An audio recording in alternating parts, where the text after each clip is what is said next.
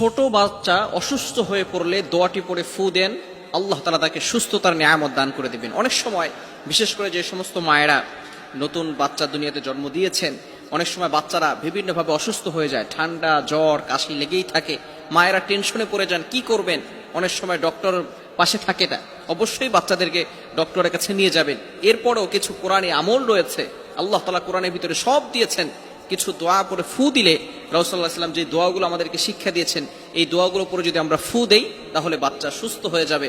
এই ঘটনা রাসূলুল্লাহ সাল্লাল্লাহু আলাইহি ওয়াসাল্লামের নিজের। একবার জিবরাইল আলাইহিস সালাম নবীজির কাছে হাজির হলেন। হাজির হওয়ার পরে রাসূলুল্লাহ সাল্লাল্লাহু আলাইহি ওয়াসাল্লাম একটু চিন্তিত ছিলেন, পেরেশান ছিলেন। রাসূলুল্লাহ সাল্লাল্লাহু আলাইহি ওয়াসাল্লামকে জিবরাইল আলাইহিস সালাম বললেন, ইয়া রাসূলুল্লাহ, ইয়া হাবিবাল্লাহ, আজকে আপনাকে একটু চিন্তিত মনে হচ্ছে, কি হয়েছে?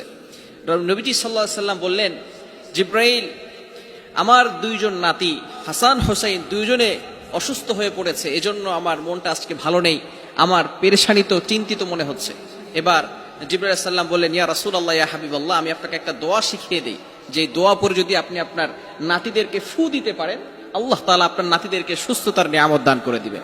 রাসূলুল্লাহ সাল্লাল্লাহু আলাইহি ওয়াসাল্লাম সেই দোয়াটি পরে ফু দিলেন, সাথে সাথে তারা দুইজনে, হাদিসের ভিতরে এভাবে এসেছে, ইয়াল আবান, তারা দুইজনে খেলা শুরু করে দিল, উঠেই সুস্থ হয়ে তারা খেলাধুলা করা শুরু করে দিল।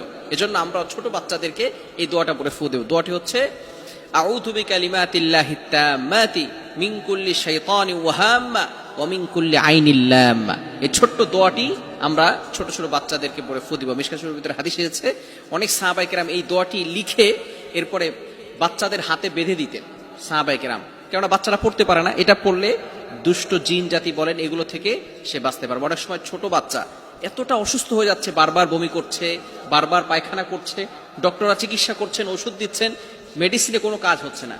এটা কিন্তু বাচ্চাদেরকে অনেক সময় জিন জাতির অ্যাট্রাকশন করে থাকে। এই জন্য বাচ্চাদেরকে এগুলো পরে ফু দিবেন। বিশেষ করে মায়েরা যারা আছেন, হুজুরদের কাছে যাওয়ার দরকার নেই, মায়েরা যারা আছেন সূরা ফাতিহা 7 বার পড়বেন, এরপরে 5 ওয়াক্ত নামাজের পরে আপনি আপনার বাচ্চাকে ফু দিয়ে রাখবেন, সূরা ফাতিহা পড়বেন এবং চারকুল পড়বেন। বিশেষ করে ইন্না আতাইনাকাল কাউসার, সূরা কাউসার পড়বেন, সূরা ফাতিহা পড়বেন, সূরা কাউসার পড়বেন, সূরা ইখলাস পড়বেন, সূরা ফালাক, সূরা নাস, এগুলো পড়ে আপনার বাচ্চাকে 5 ওয়াক্ত নামাজের পরে ফু দিয়ে দিবেন। এবং বিশেষ করে যখন অসুস্থ হয়ে যাবে তখনই আউযু বিকালিমাতিল্লাহিত তাম্মাতি মিন কুল্লি শাইতানিন ওয়া হাম্মা ওয়া মিন কুল্লি আইনিল লাম্মা, এই দোয়াটা পড়বেন। করা যাবে তো ইনশাআল্লাহ।